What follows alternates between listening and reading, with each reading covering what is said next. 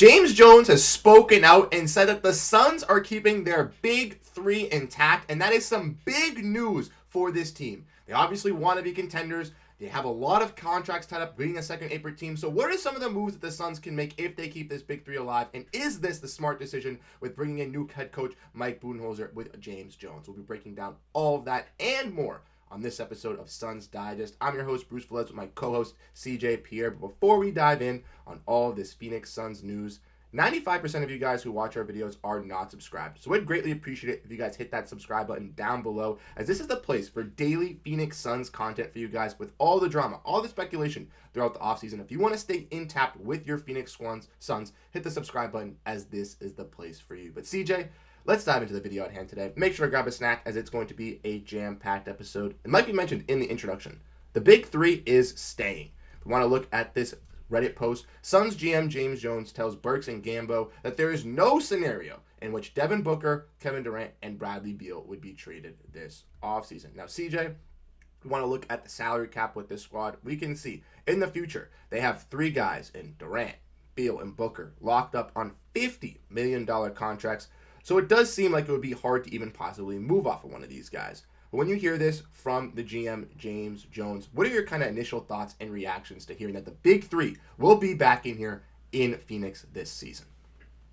I mean, I think personally, I think it's great news. I feel like Phoenix Suns fans didn't really get what we were promised last season. There were a lot of injuries to all the players. Bradley Beal, didn't really start the season. Devin Booker then got hurt. Then KD got hurt. It just kind of there was a lot of flux, a lot of changes going, and they never really had an opportunity to really gel on the court together. And I think that given, an off season with Mike Budenholzer at the helm, I think having those three players have a chance to really gel, really like refocus, take the lessons that were learned from last season, all the things that didn't go wrong, and really try and adapt and really channel in on this new offensive system that Budenholzer is going to bring in. I think all of the players are going to enjoy it. That gives them the chance to jack up more shots. And we know star players, they love to jack up shots. I think this is going to be a big year for a player like Bradley Beal. I think Suns fans were kind of disappointed with his addition, his contribution to the team. Really didn't feel like they got the return on the investment that they made in him specifically. And I think that knowing that the GM James Jones wants to bring all three of these guys back, I mean, Devin Booker is, the star. He's the franchise player. He's been here this entire time. Kevin Durant, he's one of the better players in the world, probably top 10 player still in the world. And he's someone that, is super valuable. And then you have Bradley Beal, who is supposed to be that third piece, the Chris Bosh to the situation, if you will, if you want to compare it to the Miami Heat big three of LeBron, D Wade, and Chris Bosh.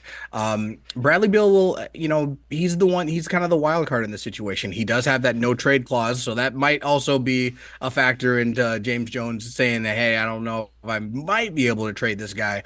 But at the very least, he's coming out. He's was instilling some confidence in these players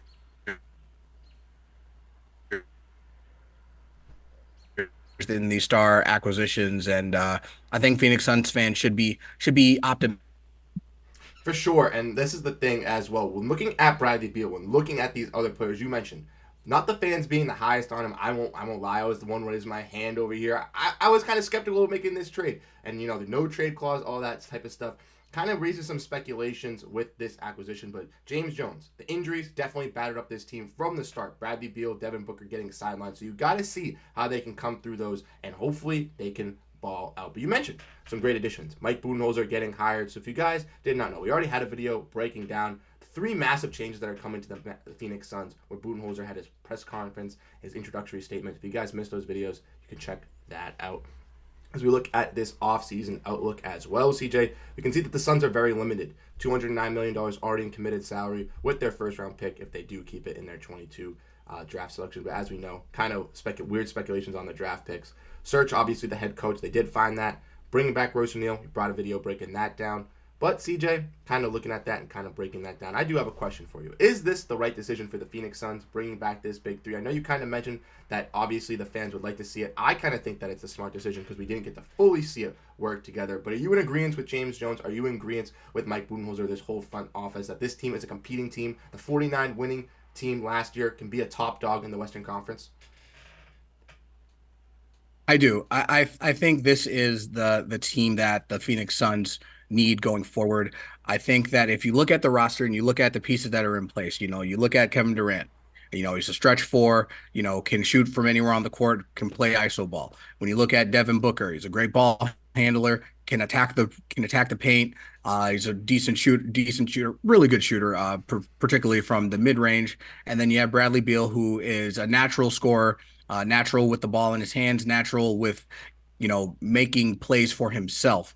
And I think that if that's the core of what you're trying to do, I think that's a really good starting point. I think obviously what needs to happen then is are they able to make adjustments, on the outer pieces, the ancillary players, the role players, are they going to be able to find the pieces that then fit to allow those three guys to really capitalize on their talents? And I think that GM James Jones, Mike Budenholzer, they feel like that they're going to be able to do that. I feel like they looked at last year, the injuries, the dysfunction, particularly with former head coach Frank Vogel, and you have a lot of reasons as to why things didn't really work out. Now you've made some adjustments, you brought in a new coach, brought in a new offensive system, players who are probably going to be reinvigorated, chip on their shoulder, something to prove. They got a lot of people doubting them. I think that this is going to be the right catalyst. So I definitely think it's the right move to bring back the big three. I feel that, because you don't have as much flexibility being a second apron team, really trying to do what you can around the margins to improve what you already have is the right direction. And hopefully that in turn not only yields results, but allows them to make significant moves that secure them moving forward. For sure, CJ. And you brought up some valuable points there. I know we kind of broken down in some of our recent videos talking about some trade pieces. Nazir Little's name has been thrown around the market. Yusuf Nurkic's name has been thrown around the market. And you mentioned being a second apron team, they're going to have to work around those edges, kind of retool, find their, underappreciated point guard, maybe find some more wings, find a rebounding center. But CJ, before we end the video, I wanted to raise one question to you. Surfing through the Suns Reddit, and I stumbled upon this. Nurkic needs to recruit his boy Robert Covington back. Now we know Robert Covington is one of those guys around the edges, a guy who could be a veteran minimum player coming into this squad. He had runs with the Clippers and the Sixers the last couple of years. Couldn't really find a role with those teams. Now, if the Suns do decide to keep Yusuf Nurkic as their starting center, possibly bring back Drew Eubanks, do you think that this is a smart move going after a 3-and-D guy and Robert Covington as a potential vet minimum acquisition? I think so. I think Robert Covington, he has a reputation as a solid player and a good teammate. He's kind of bounced around the league. He's had stops at Houston, Philly, Minnesota, Portland, as you said, and the Clippers. And I think that time when he was in Portland playing with Nurkic, they were able to develop some chemistry. Now, Covington probably wouldn't be one of these like main rotational guys. He'd probably be more of a depth veteran player, veteran presence that you'd have on the team to help mentor any younger assets if the Suns acquire any younger assets. But I think when you look at his capability as a player, he's a little on the downtrend on the down end of his prime. He's 33 years old. He's not really seeing the court all that much, but he's still a solid 3-point shooter, still a smart and active defender, decent rebounder. He's knows where to be on the court, knows when to box out, and these sort of things. And he could probably be someone that can make some timely buckets. I think he has a profile that's very similar to Royce O'Neal.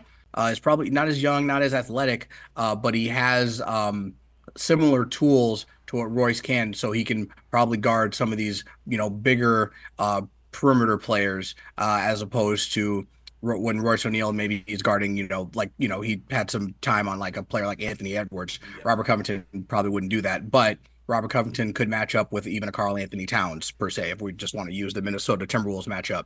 as an example.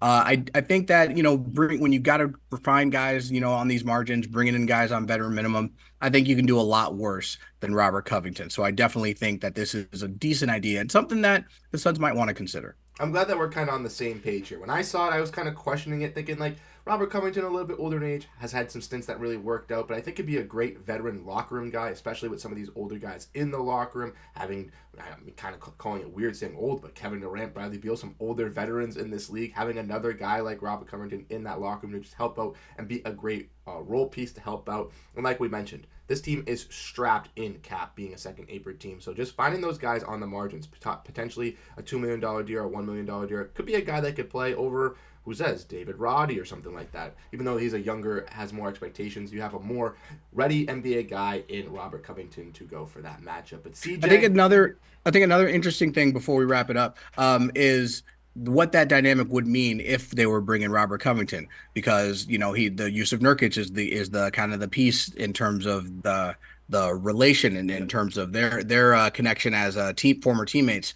What does that mean if the Suns were to look at Robert Covington? Does that mean that Yusuf Nurkic might stay? Does his name kind of come off the trading block, as that's another name that's been speculated in terms of who the Suns might want to move off of. So all these different dynamics, it's kind of, you gotta figure out, it's gonna be who who you think can come in, and does Robert Covington or players like Robert Covington look at the Suns and say, hey, that's a place where I can go win a championship next year. exactly. And it's also kind of what the Phoenix Suns front office mind spaces too. Do they want to go after these veteran role players to compete for a championship? Or do they want to go kind of into the young assets, some untapped potential guys who could, blossom or be a breakout player for them? It all is up to James Jones, Matt Ishbia, even Coach Bud kind of helping to find those players to really get their team ready to go. And once again, be a contending team in this Western Conference. They say that they can be. Let's see in the offseason if they give us a roster or a team that looks like it can.